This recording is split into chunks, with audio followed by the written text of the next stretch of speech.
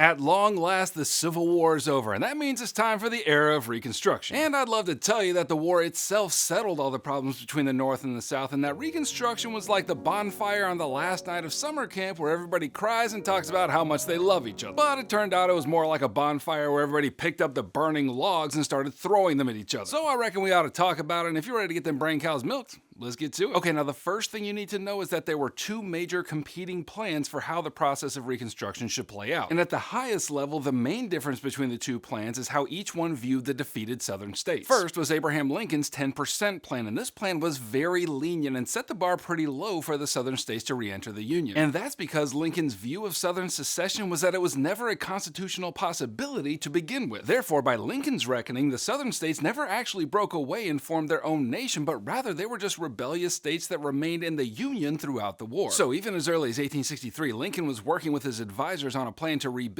after the war, and he laid out those plans in the Proclamation of Amnesty and Reconstruction, which came to be known as the 10% Plan, and it basically had two requirements. First, it declared that a state could assume its rightful place in the Union when 10% of its eligible voters pledged an oath of loyalty to the United States. And by the way, those were the voters who were eligible to vote in 1860. And then the second requirement is that the state had to agree to abolish slavery. And of course, there were other nuances, and it was a little more complicated than that, but on the whole, Lincoln's plan for reuniting the North and South was exceedingly lenient. But the rival plan was not so lenient. So a group of radical Republicans in Congress did not view the Southern states as long-lost family members, but rather as conquered foes who needed to be punished. And as a reminder, the radical Republicans were the ones who supported abolition and civil rights for Black Americans. And so, viewing the Southern states in this way, these Republicans laid out a plan for Reconstruction that required a more heavy-handed approach, and needless to say, the bar was much higher. To that end, in 1864, Congress passed the Wade-Davis bill, which, like Lincoln's plan, required a state to abolish slavery. But it also mandated that a majority of Southern voters, which is to say 51%, pledge oaths of loyalty to the United States. Now, Lincoln ultimately killed the bill with a pocket veto because he believed that it would destroy the delicate political relationships that he had worked to maintain among moderates and in the border states. And in case you don't remember, the border states were made up of 4 slave states that had remained in the Union. And because Lincoln believed that keeping these slave states in the Union was crucial to a Northern victory in the war, he didn't want to press them too hard on the slavery issue and send them running for the Confederacy. Anyway, the point is, the plan laid out by the radical Republicans represented a desire for Reconstruction to be carried out with overwhelming federal power to the detriment of state power. Now, before I tell you which plan won the day, let me quickly mention that if you need help getting an A in your class and a 5 on your exam in May, you might want to check out my APUSH Heimler review guide, which has everything you need to study as fast as possible. And that link awaits your little clicky finger down in the description below. Okay, so whether Lincoln's plan would have worked better than the congressional plan, we're never gonna know, because in April of 1865, Lincoln was assassinated. He was attending a play at Ford's Theater, and a Confederate sympathizer named John Wilkes Booth entered Lincoln's box and shot him. And Lincoln died the next morning, literally 6 days after the Civil War had ended. And so, according to the Constitution, if the president dies, then his vice president assumes the office, and in this case, it was Andrew Johnson. Now, if Lincoln's spirit animal was a wizened owl, then Johnson's was more like a drunken racist hyena. Anyway, Lincoln added Johnson to the ticket in his bid for re-election in 1864, not because they agreed with each other on all that much. I mean, Johnson was a pro-Union Southern Democrat from Tennessee who had himself been an enslaver. But since, like I mentioned before, Lincoln was deeply concerned about keeping the border states in the Union, making Johnson his vice president was a way to satisfy the interests of those states. But regardless, once he became president, Johnson channeled his drunk hyena energy and was pretty dang reckless in executing Reconstruction plans, which led to a bitter rivalry between him and Congress. Now, to be fair, Johnson did attempt to carry out Lincoln's 10% plan, but since he seemed to lack any skill to persuade and negotiate with congressional Republicans, it did not go well. Furthermore, Johnson just seemed to view the whole process of Reconstruction as kind of an annoyance that he wanted to complete as fast as possible and let Southerners rebuild and tend to their own affairs. In fact, Johnson seemed to be using his power as president to enact personal vengeance on elite Southern planters. You see, even though he had been an enslaver himself, Johnson grew up poor and resented the political and social control wielded by the planter elite in the South. Therefore, while Johnson administered mass pardons to Southerners who took the required loyalty oath, he required wealthy planters to petition him personally to secure their pardon. It seemed like he was just giddy to have all this power over the elite planters, and he seemed to relish making them come to beg for their citizenship. What I'm trying to say is Johnson was using his presidential power to carry out his personal vengeance, and that ultimately made a significant contribution to the failure of Reconstruction and all the national griefs that followed. Anyway, only 8 months after the war had ended, Johnson believed that the goals of Reconstruction had been accomplished and it was time to move on. However, congressional Republicans strongly disagreed on account of the Southern states looked an awful lot like they did before the Civil War, with the exception that slavery was now abolished. abolished. For example, newly formed state legislatures had elected former Confederate leaders to guide policy matters, and some even sent Confederate leaders to Congress. And maybe the craziest example here is that Georgia elected Alexander Stephens to the House of Representatives. And I hope that name rings a bell because Stephens was the vice president of the stinking Confederacy. Like, he was the guy who gave his cornerstone speech reveling in the fact that the foundational principle on which the Confederacy was erected and sustained was a fundamental inequality between the white and black races. And this is the guy that Georgians sent to represent them in Congress. Like,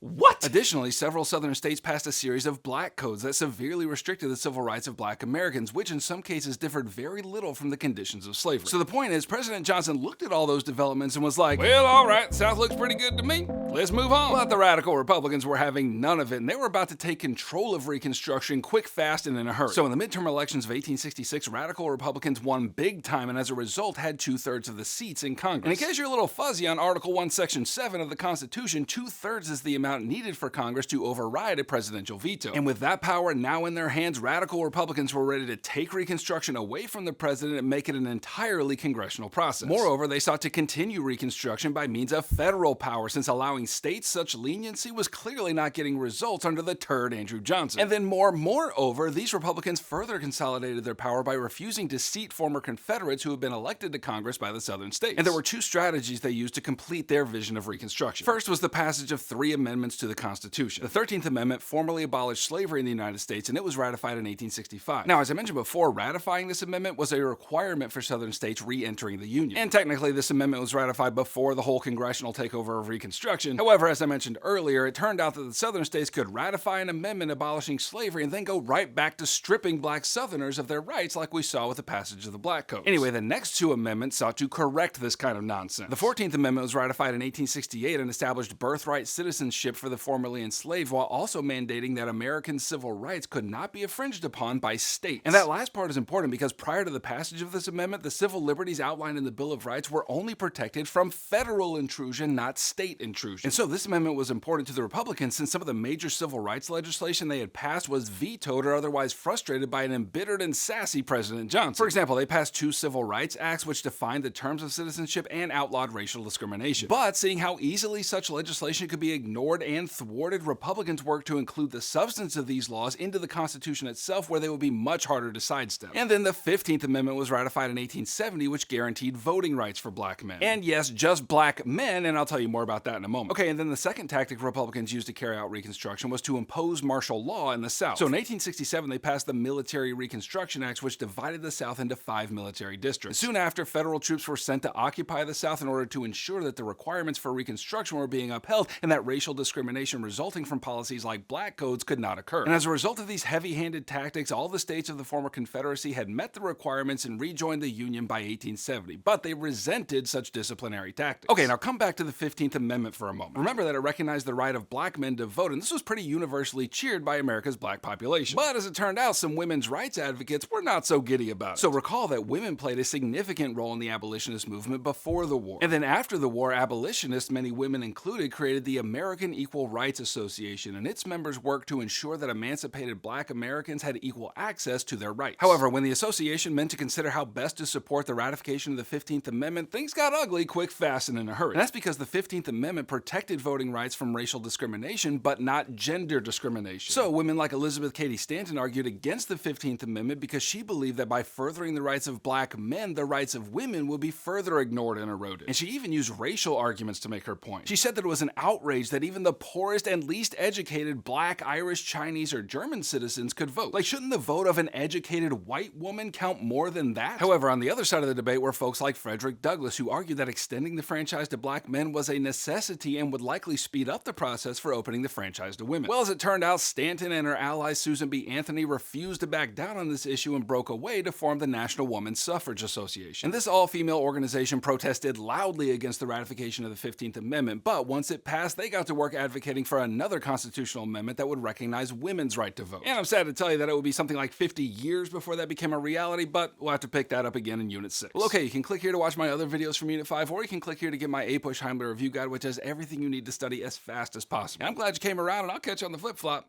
Heimler out.